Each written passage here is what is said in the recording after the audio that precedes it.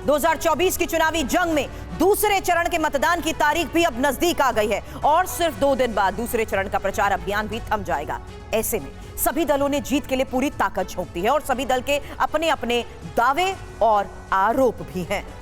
जी हां, लेकिन इस बीच प्रधानमंत्री मोदी के मंगल सूत्र वाले बयान से सियासी पारा अचानक से हाई हो गया। कांग्रेस के सीनियर नेताओं ने विरोध में मोर्चा खोल दिया है। विपक्ष के फायर ब्रांड नेता असदुद्दीन ओवैसी ने भी प्रधानमंत्री को अपने अंदाज में जवाब दिया है। लेकिन बड़ी खबर से शुरुआत करेंगे बहस की, और बड़ी खबर यह है कि प्रधानमंत्री ने हल्ला बोला है राजस्थान की रैली में। कांग्रेस पर प्रधानमंत्री मोदी ने बहुत बड़ा प्रहार किया है। कांग्रेस मां बहनों के मंगलसूत्र छीनना चाहती है, ये प्रधानमंत्री मोदी ने राजस्थान की रैली के दौरान अपने संबोधन में कहा।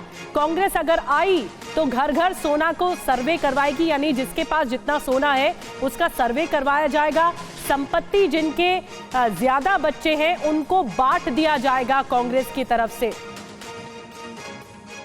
बार का कांग्रेस का मैनिफेस्टो देख लीजिए। कांग्रेस ने अपने मैनिफेस्टो में जो कहा है वो चिंताजनक है, गंभीर है, और ये माओवाद की सोच को धरती पर उतारने की उनकी कोशिश है। उन्होंने कहा है कि अगर कांग्रेस की सरकार बनेगी तो हरेक की प्रॉपर्टी का सर्वे किया जाएगा। हमारी बहनों के पास सोना कितना है उसकी जांच की जाएगी, उसका हिसाब लगाया जाएगा। हमारे आदिवासी परिवारों में चांदी होती है, सिल्वर कितना है उसका हिसाब लगाया जाएगा। सरकारी मुलाजिमों के पास कितना जगह है, क्या है, पैसे कहाँ है, नौकरी कहाँ है, उसकी जांच की जाएगी। इतना ही नहीं, आगे क्या कहा है, ये जो गोल्ड है बहनों का और जो संपत्ति है ये सबको समान रूप से वितरित कर दी जाएगी। क्या ये आपको मंजूर है? क्या आपकी संपत्ति सरकार को हटने का अधिकार है? क्या आपकी संपत्ति को, आपने मेहनत करके कमाई हुई संपत्ति को सरकार को ऐंठने का अधिकार है? क्या उस संपत्ति को मेरी माताओं बहनों की जिंदगी में सोना वो सिर्फ शो करने के लिए नहीं होता है, उसके स्वाभिमान से जुड़ा हुआ है। उसका मंगलसूत्र वो एक सोने का कीमत का मुद्दा नहीं है, उसके जीवन के सपनों से जुड़ा हुआ है। तुम उसे छीनने की बात कर रहे हो अपने मैनिफेस्टो में। गोल्ड ले लेंगे, सबको वितरित कर देंगे। और पहले जब उनकी सरकार थी उन्होंने कहा था कि देश की संपत्ति पर पहला अधिकार मुसलमानों का है। इसका मतलब ये संपत्ति इकट्ठी करके किसको बांटेंगे? जिनके ज्यादा बच्चे हैं उनको बांटेंगे। और अब आपको बता दें, प्रधानमंत्री नरेंद्र मोदी के बयान के बाद कांग्रेस नेता बीजेपी पर तो हमलावर हैं। कांग्रेस अध्यक्ष खड़गे और राहुल गांधी ने इस पर क्या जवाब दिया है वो दिखाने से पहले आपको इस बीच ये भी इंफॉर्मेशन वॉल पर बता देते हैं कि आखिर किस तरीके से राहुल गांधी ने कहा। पहले चरण के मतदान में निराशा हाथ लगने के बाद नरेंद्र मोदी के झूठ का स्तर अब गिर गया है। राहुल गांधी ये भी कह रहे हैं कि वो घबरा कर वो अब तक जनता को मुद्दों से भटकाना चाहते हैं। बिल्कुल, इसके अलावा यह भी कहा गया कि कांग्रेस के क्रांतिकारी मैनिफेस्टो को मिल रहे अपार समर्थन के रुझान आने शुरू हो गए हैं। कांग्रेस के नेता लगातार समर्थन कर रहे हैं। देश अब अपने मुद्दों पर वोट करेगा, ये राहुल गांधी ने कहा। अपने रोजगार, अपने परिवार, अपने भविष्य के लिए वोट करेगा, राहुल गांधी ने यह जवाब दिया प्रधानमंत्री मोदी के बयान पर। इसके अलावा मल्लिकार्जुन खड़गे भी कह रहे हैं। बिल्कुल, मल्लिकार्जुन खड़गे कांग्रेस अध्यक्ष ने कहा कि मोदी जी की बौखलाहट भरे भाषण से दिखा कि प्रथम चरण के नतीजों में इंडिया जीत रहा है। उन्होंने यह भी कहा कि मोदी जी ने जो कहा वो हेट स्पीच तो है ही, ध्यान भटकाने की एक सोची समझी चाल भी, और साथ ही कहा कि सत्ता के लिए झूठ बोलना, बातों का अनर्गल संदर्भ बनाकर विरोधियों पर झूठे आरोप मढ़ना, ये संघ और भाजपा की प्रशिक्षण की खासियत है। निधि जी हां, इसके अलावा देश की 140 करोड़ जनता अब इस झूठ के झांसे में नहीं आने वाली, ये मल्लिकार्जुन खड़गे ने प्रहार किया। लगता है गोएबल्स रूपी तानाशाह की कुर्सी अब डगमगा रही है। तो कुछ इस तरह से विपक्ष ने प्रधानमंत्री मोदी पर प्रहार किया है। हालांकि कांग्रेस नेता पवन खेड़ा और सुप्रिया श्रीनित ने क्या दावा किया है, कहा कि कांग्रेस के घोषणा पत्र में कहीं भी कहीं भी हिंदू मुसलमान लिखा हो तो दिखा दे। कांग्रेस के मैनिफेस्टो में कहीं भी, मैं ये चुनौती करता हूं प्रधानमंत्री को, कहीं मुसलमान या हिंदू कोई इस तरह का शब्द हो तो हमें बताएं और ये चुनौती स्वीकार करें, नहीं तो झूठ बोलना बंद करें। ऐसी कहां पर कौन सा मैनिफेस्टो आप पढ़ रहे हैं जिसमें ऐसी बात लिखी है? कहां लिखा है कि हम लोगों की संपत्ति लेकर बांट देंगे? किस तरह की बौखलाहट है ये कि आप निरंतर झूठ बोल रहे हैं? एक संप्रदाय को लेकर झूठ बोलते हैं, हमारे मैनिफेस्टो को लेकर झूठ बोलते हैं। असलियत यह है कि आपको मंगलसूत्र का नाम नहीं लेना चाहिए था, क्योंकि एक औरत जब मंगलसूत्र पहनती है ना, तो वो जन्म जन्मांतर के लिए दाम्पत्य के उस सूत्र में बंध जाती है, जिसका सबसे पवित्र, सबसे पावन प्रतीक मंगलसूत्र होता है। उन्होंने कहा है कि कांग्रेस का मैनिफेस्टो है वो लोगों की जायदाद लेके मुसलमानों में बांट देगा, औरतों के जेवरात ले लेगा। मुझे ताज्जुब होता है, देश का प्रधानमंत्री ये ज़बान कैसे बोल सकता है? और अगर उनकी बात ये सच होती तो कांग्रेस 50 साल हुकूमत में रही है, सारी हिंदुओं की प्रॉपर्टी लेके अभी तक तो मुसलमानों में बढ़ गई होती। बीजेपी प्रवक्ता सिद्धार्थ यादव इस वक्त हमें ज्वाइन कर चुके हैं, कांग्रेस प्रवक्ता नीरज मिश्रा इस वक्त हमारे साथ हैं और शिवसेना यूबीटी के प्रवक्ता आनंद दुबे हमें ज्वाइन कर चुके हैं और राजनीतिक विश्लेषक नाजिया इलाही खान इस वक्त हमें ज्वाइन कर चुके हैं। और आपको बता दें कि सबसे पहले नीरज आप ही से ये सवाल करना चाहूंगी चर्चा की शुरुआत में कि मैनिफेस्टो में आखिर ऐसा क्या है, किस प्रॉपर्टी सर्वे की बात हो रही है जिसके आधार पर यह बयान? सुरभि जी, ये सवाल तो आपको अपनी रिसर्च टीम से पूछ लेना चाहिए था और मुझसे पूछकर आप वैसे ही मजाक बना रही हैं जैसे प्रधानमंत्री जी का मजाक बन रहा है। मेरे संस्कार और मेरी भाषा मुझे ये कहने से रोक देती है कि उनकी मानसिक स्थिति कैसी है, लेकिन उनके ऊपर उम्र का जो तकाजा है। सर मैं दोबारा सवाल पूछ लेती हूँ। मैंने कहा आपके मैनिफेस्टो में ऐसा क्या है जिसके आधार पर आपको लगता है ये बात कही गई? क्योंकि मुख्य तौर पर यह कहा गया कि एक की प्रॉपर्टी का, तो हर एक की प्रॉपर्टी का सर्वे किया जाएगा। ये मैंने आपसे इसीलिए जस्ट पूछी थी कि किस आधार पर आपको लगता है ये बयान दिया। सुरभि जी, मैं बता तो रहा हूं, क्योंकि 19 तारीख को उत्तर प्रदेश में मुसलमानों से वोट मांगने गए थे और 19 तारीख को जब वोट पड़ गए तो पता चला कि जहां जहां ये जीते थे वहां 6% से ज्यादा वोट कम हो गए हैं। तो इनको अपनी हार का संकेत दिख गया, तो ये अपनी फेवरेट पिच पर आने की कोशिश कर रहे हैं कि देश को हिंदू मुसलमान में बांट दीजिए। लेकिन देश की जनता आज तो 10 साल का हिसाब मांग रही है। बेरोजगारी में हिंदू को कितनी नौकरी मिली, मुसलमान को कितनी नौकरी मिली, आप ये बता देते। आप महंगाई में हिंदू को कितना सस्ता अनाज मिल रहा है, मुसलमान को कितना महंगा मिल रहा है, आप ये बता देते। तो जो मुद्दों के ऊपर पिछले चरण में जो वोट पड़ गया, उसके वजह से इनका अब जो मानसिक स्थिति है ना, उसमें थोड़ा सा कुछ झोल हो गया है और इसीलिए वो ऐसी बात कर रहे हैं कि देश की जनता हंस रही है और देश की जनता ये भी सोच रही है कि ऐसे प्रधानमंत्री से क्या उम्मीद करें जो आलू से सोना निकालने का बयान देता था और उसके बाद जो चरण चुंबक थे वो ताली बजाकर किसी और पर चिपकाते थे। तो अब तो देश की जनता मुद्दे पूछ रही है, जवाब नहीं है तो आप पोलराइजेशन जवाब ले लेते हैं। आपने सवाल उठाया, देश की जनता मुद्दे पूछ रही है। सिद्धार्थ यादव जी, सीधी बात कही जा रही है कांग्रेस की तरफ से कि ये मोदी जी की बौखलाहट है जो इस तरह से अनर्गल बातों पर कुछ भी मतलब निकालकर बोला जा रहा है। आप क्या कहेंगे? और साफ कहा जा रहा है कि पहले फेज के बाद इंडी गठबंधन आगे है, ये आभास हो गया है मोदी जी को। देखिए, सबसे पहली बात तो इनको क्या आभास है या ये लोग क्या सोचते हैं कितना आगे हैं, ये इनका गिरबान में झांकेंगे तो सबको अंदर से पता है देश का मूड क्या है, देश की जनता क्या चाह रही है, और सबको पता है। हम तो बड़ी विनम्रता से लोगों के बीच में अपने काम पर वोट मांगने जा रहे हैं, पर अगर कांग्रेस पार्टी ने अपना एक मैनिफेस्टो निकाला है तो उसकी चर्चा क्यों ना की जाए। ये मैनिफेस्टो नहीं है, ये कांग्रेस पार्टी का मैनिफेस्टो एक और तो तुष्टीकरण से प्रभावित है और एक और ये अर्बन नक्सल्स की सोच से प्रभावित है। सिद्धार्थ, सॉरी टू बट सवाल इस वक्त मैनिफेस्टो में किस आधार पर दिए गए बयान को लेकर चर्चा है। क्या इस बयान के आधार पर यह समझना और कहना सही होगा कि एक बार फिर से हिंदू मुस्लिम की बात कही जा रही है इसमें?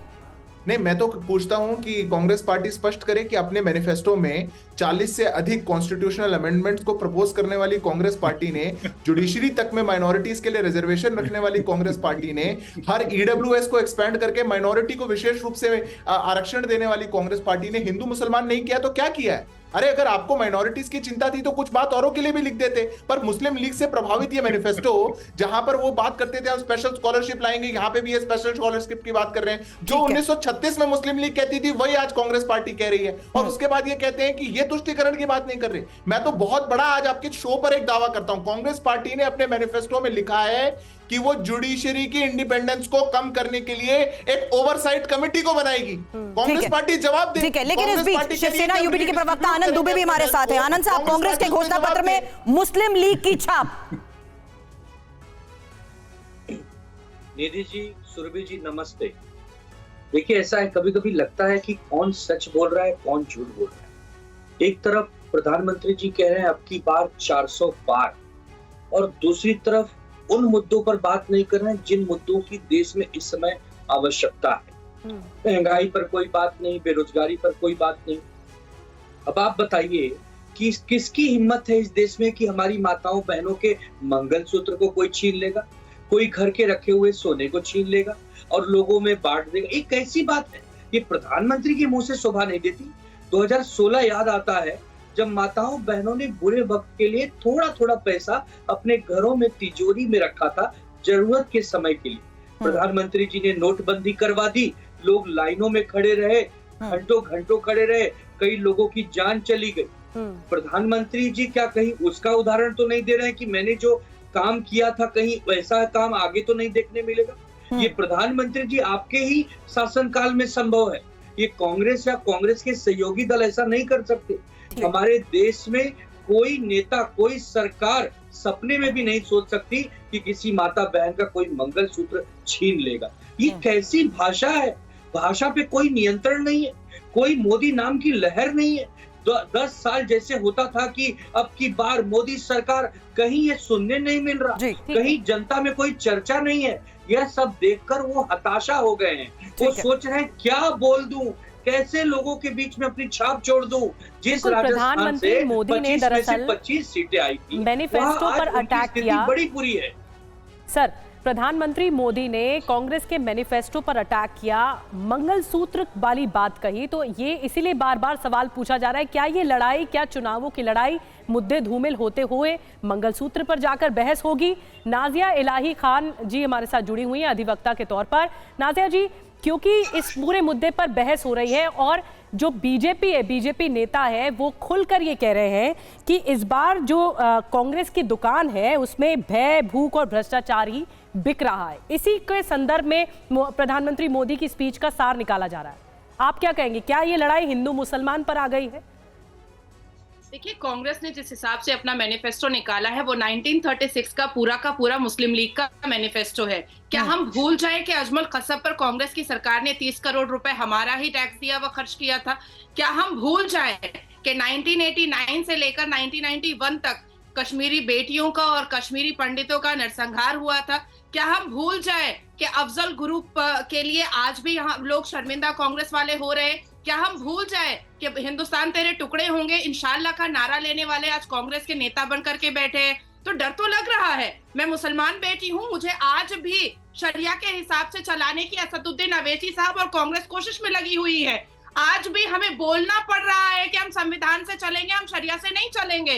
आज भी कोर्ट और अदालत में जाना पड़ रहा है। शाहबानो सायरा बानो रोती रह गई, लेकिन यही मोदी जी की सरकार थी जिसने 3 तलाक बैन करवाया।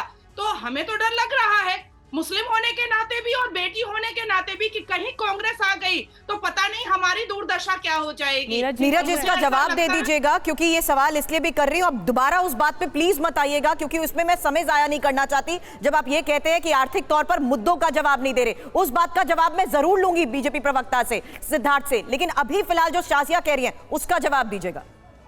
सुरभि जी, देखिए, वैसे तो भाजपा के प्रवक्ता फ्रिंज एलिमेंट है भाजपा के बकौल, तो हमारी बहन जो उनकी बात कर रही हैं वो तो शायद फ्रिंज से भी बाहर हो गई। लेकिन क्योंकि मेरी बहन ने सवाल उठाए, उनको सिर्फ हम ये समझाना चाहेंगे, आप आज बात कर लीजिए बेरोजगारी के ऊपर, आप बात कर लीजिए महंगाई के ऊपर, आप बात करिए ना उस पेट्रोल के ऊपर, आप सिर्फ जो देश के मुद्दे हैं उनके ऊपर बात करिए। सशक्तिकरण, बहन मैं इस तरीके की बहस नहीं करता हूँ, मुझे माफ करिएगा, मैं इस तरीके से बात नहीं करता हूँ। शाजिया एक एक करके कर लेते हैं ताकि वो भी जवाब दे दें आपकी बात का। ठीक है नीरज, मैं उनको कह रही हूँ, आप अपनी बात पूरी रखिए। सुरभि जी, ये हो सकता है किसी और चैनल पर किसी और नेता से ऐसे बात करती होंगी। अगर आप किसी राष्ट्रीय प्रवक्ता को नीरज बुलाते अपनी हैं बात का तो जवाब उस दे मर्यादा दीजिए। को रखिएगा। मैं इस चीज को कंडक्ट कर लूंगी, आप अपनी बात का जवाब दीजिए। जी, मैं तो सिर्फ इतना कहना चाहूंगा, आज क्योंकि देश के अंदर ये माहौल है कि वो 10 साल का हिसाब पूछ रही है जनता, तो आप उसको मुद्दे से भटकाने के लिए कुछ भी कर लीजिए। आप अपने फ्रिंज एलिमेंट्स को लाइए, आप अपने सूडो फ्रिंज एलिमेंट्स को लाइए, उससे होगा कुछ नहीं। आज सिर्फ नौकरी का हिसाब मांगा जाएगा, आज महंगाई का हिसाब मांगा जाएगा, आज देश के अंदर चीन कैसे घुस गया है उसका हिसाब मांगा जाएगा, आज मणिपुर क्यों चल रहा है उसका हिसाब मांगा जाएगा, लद्दाख में क्यों आग लगी हुई है उसका हिसाब मांगा जाएगा। देश के अंदर आज हिसाब मांगा जाएगा और उसके बाद कहा जाएगा ये जो हाथ है कांग्रेस का ये बदलेगा आपके हालात। तो देश में ये नारा जो चल गया है, इस वजह से ये बौखलाहट शुरू हो गई है।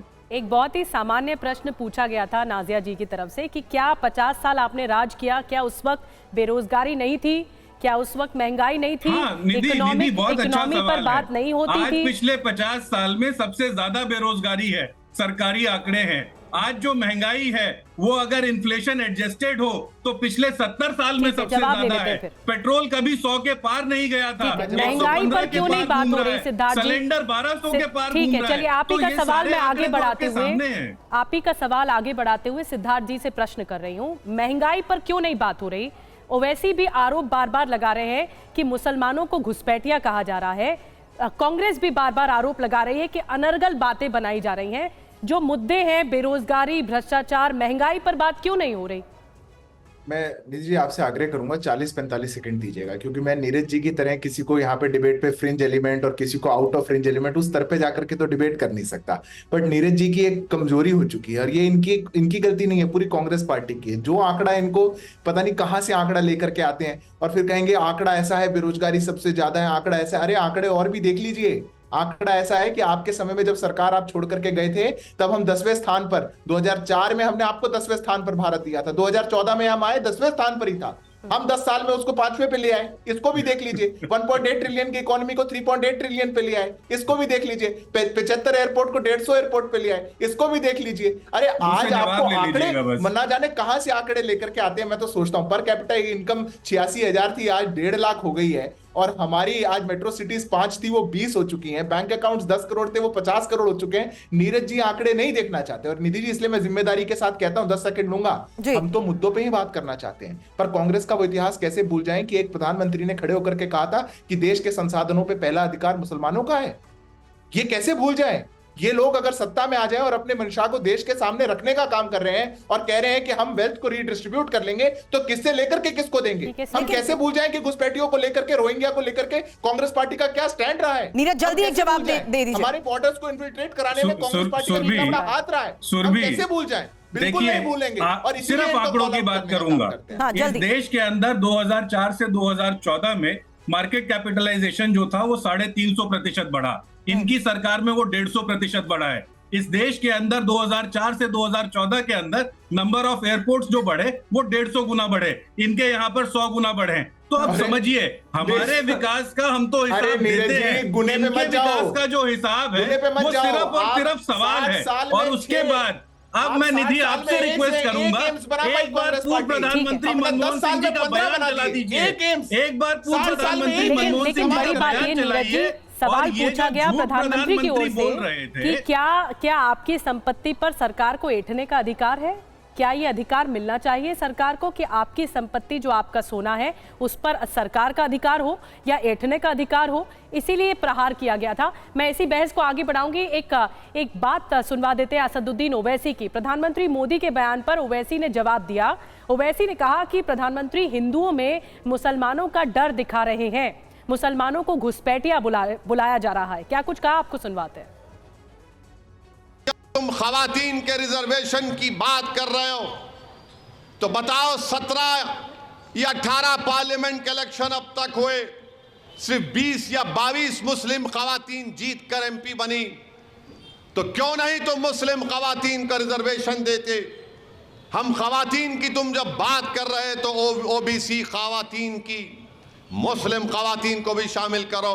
तुम सीमांचल की जनता को घुसपैठी कहते हो, इसीलिए तुम CAA NPR NRC कराना चाहते हो। तो जब आप 26 तारीख को वोट डालने जाएंगे, ये सोच कर जाइए कि हम भारत के नागरिक हैं, हम घुसपैठी नहीं है।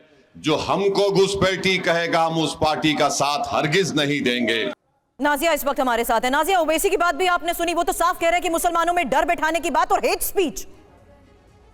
देखिए, अवैसी साहब हमेशा से हेट स्पीच के लिए ही माने जाते हैं।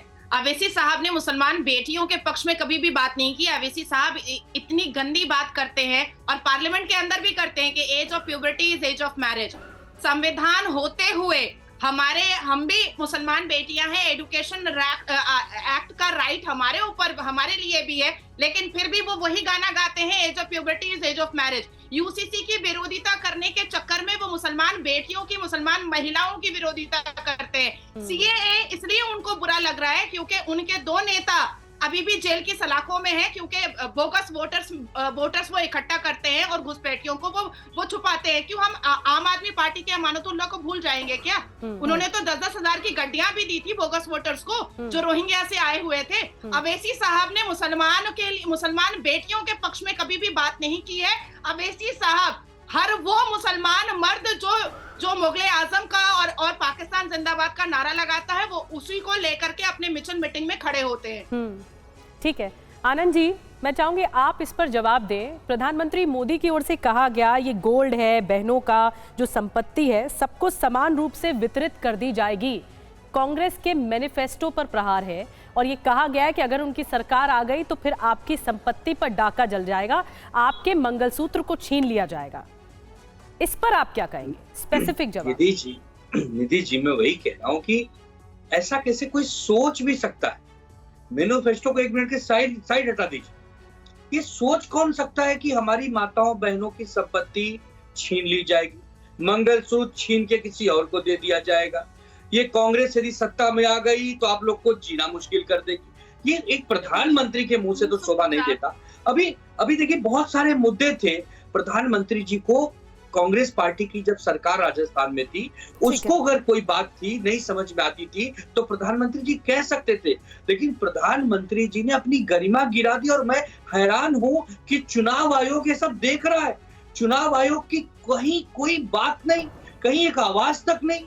चुनाव आयोग में हमने TN सेशन साहब का जमाना देखा है कि प्रधानमंत्री के पदों पर रहते हुए व्यक्तियों को भी उन्होंने फटकार लगाई है। रिएक्शन उस पर आपसे चाहूंगी। जाति आधारित बात करते हुए ये जो बयान सामने आ रहे हैं, ये बार बार विपक्ष कह रहा है कि अर्थव्यवस्था, उससे जुड़े मुद्दों पर बात नहीं करते, लेकिन अब इस बयान को अगर मैं कहूं, जो ओवैसी की बात भी आपने सुनी, घुसपैठिए बताने वालों को वोट ना दे, ये आखिर किस संदर्भ में कहा जा रहा है? क्या करने की कोशिश की जा रही है? क्या मैसेज कन्वे करने की कोशिश की जा रही है प्रधानमंत्री की तरफ से?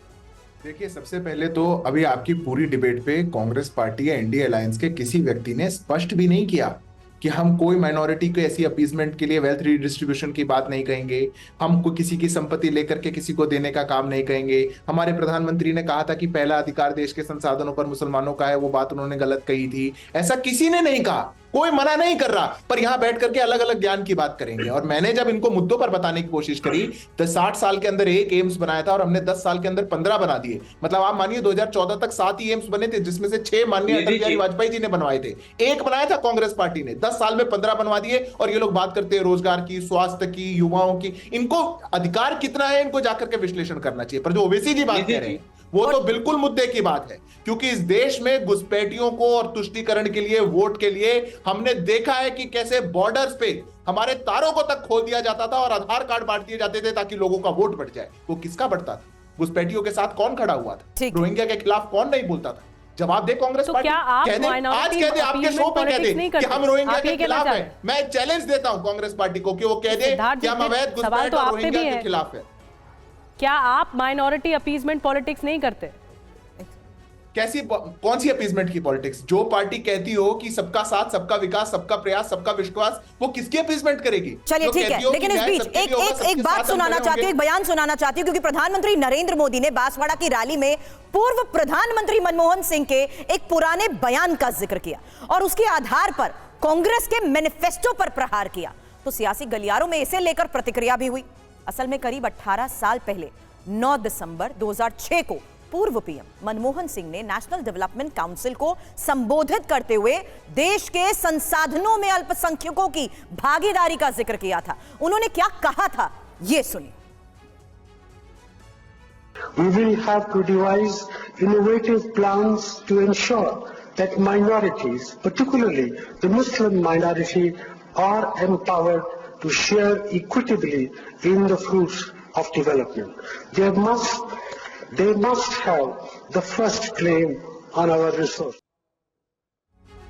तो देश के संसाधनों पर पहला हक मुसलमानों का है, माइनॉरिटीज का है। खास तौर पर तवज्जो देके मनमोहन सिंह ने कहा था 18 साल पहले। और इसी नीरज जी, मैं आपके पास आ रही हूँ सवाल के साथ। जो कांग्रेस का मैनिफेस्टो है, इसी बात को तो इम्प्रोवाइज करके कहा गया, तभी तो प्रधानमंत्री मोदी प्रहार कर रहे हैं कि आप इस तरह की जो पॉलिटिक्स है वो कर रहे हैं। इस पर आप क्या जवाब देंगे? निधि जी, मैं नहीं चाहता कि मैं किसी मीडिया संस्थान के ऊपर कोई सवाल उठाऊं। आपसे हाथ जोड़कर रिक्वेस्ट है, मनमोहन सिंह जी का ये जो 1 मिनट का बयान है, जिसके आपने 15 सेकंड चलाए हैं, जरा वो पूरा बयान चला दीजिए और मैं आपको उसका परिवेश भी बता देता हूं। ये नेशनल डेवलपमेंट काउंसिल की मीटिंग में कलेक्टिव रिस्पॉन्सिबिलिटी ऑफ गवर्नेंस के ऊपर प्रधानमंत्री मनमोहन सिंह जी ने बयान दिया, जिसमें उन्होंने कहा कि हमारी सरकार की सामूहिक जिम्मेदारी है कि इस देश के अंदर महिलाएं, अल्पसंख्यक, ओबीसी, एससी, एसटी सबको हमें पहली पंक्ति में लेकर आना है। आज आप अगर इस मीडिया संस्थान पर ये बयान नहीं चलाएंगे, चलिए तो आप ये कह रहे हैं कि उनके बयान को तोड़ मरोड़ कर पेश किया जा रहा है। आज इलेक्शन कमीशन जैसे जा रही है कांग्रेस पार्टी, वैसे ही मीडिया संस्थान के ऊपर भी कार्रवाई की मांग हम लोग करेंगे। नीरज, जो बात आप कह रहे हैं ना, उसी आधार पर सवाल कर रही हूँ और इसीलिए मैंने आपको शुरू में पहला सवाल यही किया था कि आखिर आपके मैनिफेस्टो में ऐसा क्या है जिसे आधार बनाकर ये बयान दिया गया है। आपने तब ये नहीं बताया कि मैनिफेस्टो में ऐसी कौन सी बातें हैं। सिद्धार्थ, मनमोहन सिंह का वो बयान भी हमने दिखाया। इनका ये आरोप है कि बयान को तोड़ मरोड़ कर पेश किया गया।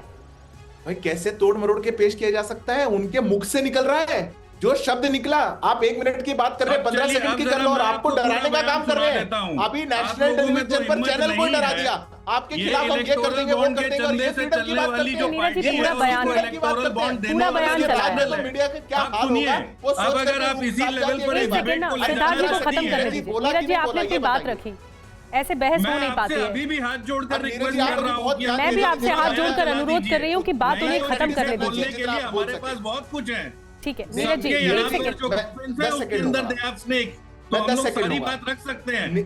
बात खत्म करने दीजिए। नीरज, सिद्धार्थ आपकी बात का जवाब दे रहे हैं, सुन तो लीजिए ना। 1 सेकंड के लिए चुप होइए। सिद्धार्थ आप ही की बात का जवाब दे रहे हैं। प्रधानमंत्री झूठ बोलता है, उसकी बात चलाते हैं। देखिए नीरज जी, अब ऐसे बौखलाहट आपकी अच्छी नहीं लगेगी। अभी औरों को आप ज्ञान दे रहे थे और अब आपकी हालत देखिए क्या हालत हो गई। अभी कह रहे थे बीच में नहीं बोलना चाहिए। प्रधानमंत्री, मेरा आपसे यही अनुरोध रहता है कि बात अगर एक एक करके रखे तो दर्शकों को समझ भी आएगी और जिस आधार पर अपने तथ्यों और बातों को रखना चाहते हैं वो जनता समझ भी पाएगी, लेकिन उसके लिए एक एक करके बात रखनी चाहिए। फिलहाल समय की कमी और वक्त इतना ही था। आप सभी हमारे साथ जुड़े उसके लिए बहुत बहुत शुक्रिया।